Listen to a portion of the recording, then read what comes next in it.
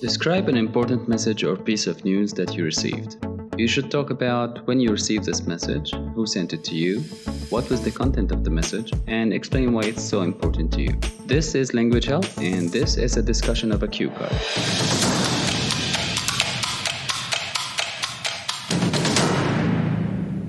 So a cue card can be about one of 5 themes. It can be about a person, it can be about time, it can be about a place, and it can be about an object, and it can be about an activity. Today's topic is a message, so it's an object-themed card. And since today's topic is a message or a piece of news, then you can think of it as a form of communication. Communication. Communication is an exchange of information. A collocation that we see quite often with communication is effective communication. Effective as in result yielding. Example, teamwork needs effective communication, which is a lot more than just exchanging information. Another word that comes with communication is system. A communication system. And there are so many synonyms for this communication system. For example, device, or gadget. The D is silent, gadget. Or gizmo. Gizmo is a bit informal, so we don't usually use it in academic writing. Now, example. Nowadays, there are different types of communication systems. Now, this takes us to another important word, and that is technology. You usually hear about the latest technology, which is the latest methods, systems, developments in science. Latest technology. Example, our company uses the latest technology available. Another word that comes with technology is user-friendly. And this means that some form of technology is easy to use and accessible to people. User-friendly. Similarly, you can say intuitive. Intuitive means that some form of technology does not require great effort to apply. It just comes naturally. Now, intuitive and user-friendly can describe other words too, such as interface.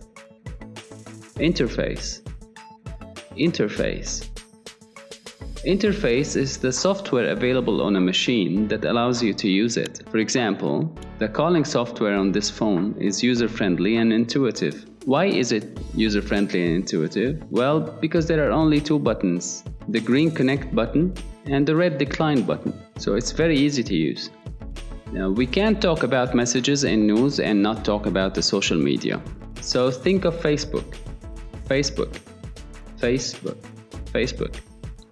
Twitter,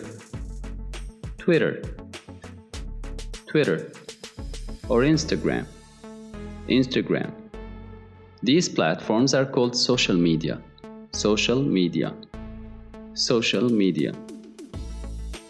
The news of the robbery is all over the social media, which means that the news is everywhere. If a lot of people see and interact with a Facebook post, the post can go viral. Viral comes from the spread of viruses, but in this case it's in the positive sense. A post or the topic of the post can also become trendy, or it can create a buzz. And buzz is the sound that comes from bees while they are on the move. Example, my newest post on Facebook created quite a buzz. Now, if you're talking about messaging and news, there are 2 concepts that you need to be aware of: privacy and censorship. Privacy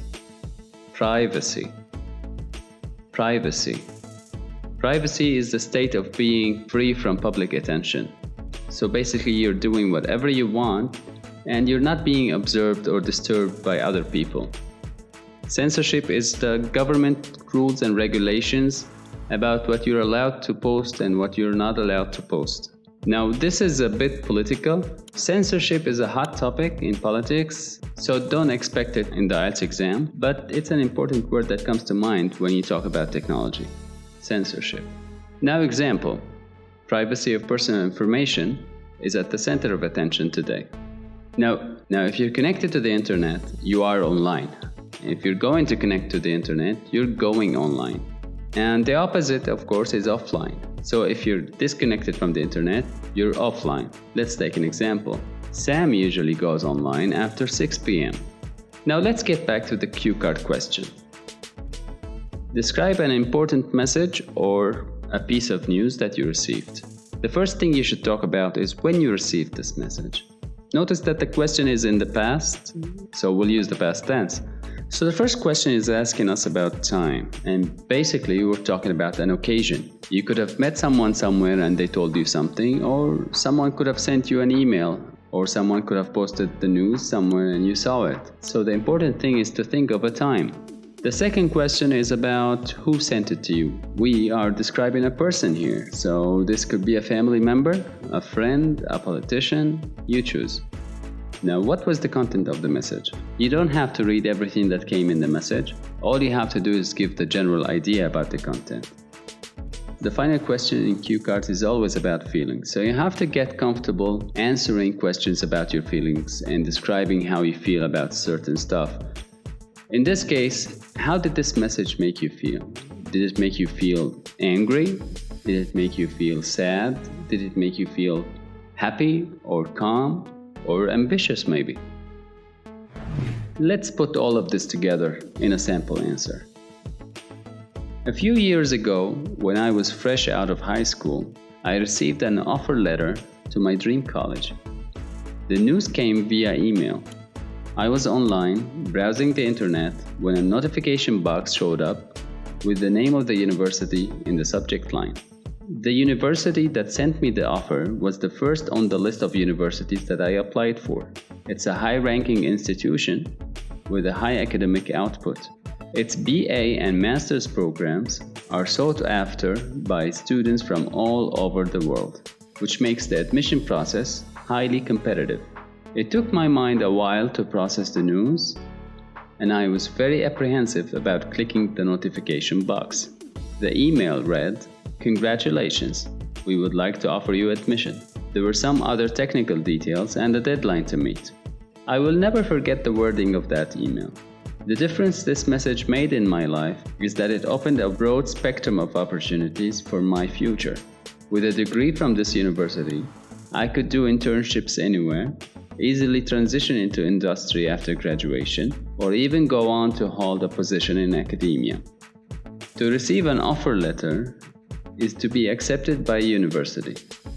Daniel received an offer letter from MIT last week. You can say via email or through email. Correspondence at my school is done entirely via emails. In the context of applying for a job or university admission, the verb apply always comes with 4, not with 2. So I applied for 20 universities this year. High ranking is when a university has a good reputation. High-ranking universities receive more funding from the government. Academic output is the result of academic experiments or research that is published in journals.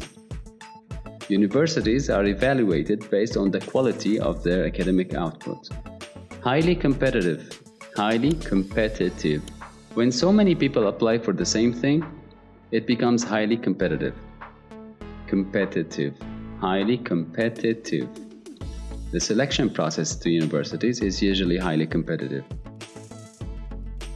Apprehensive is an academic word that means worried. You won't hear it in everyday spoken English, but you'll see it in writing. I'll tell her the news over the phone, but I'm apprehensive about her response, which means I'm worried about her response. A spectrum is a band of colors, like in the rainbow. There's an infinite number of colors in the rainbow. So this collocation spectrum of opportunities means that you have an infinite number of chances to do something. And this collocation usually comes with opens up or offers, depending on the situation.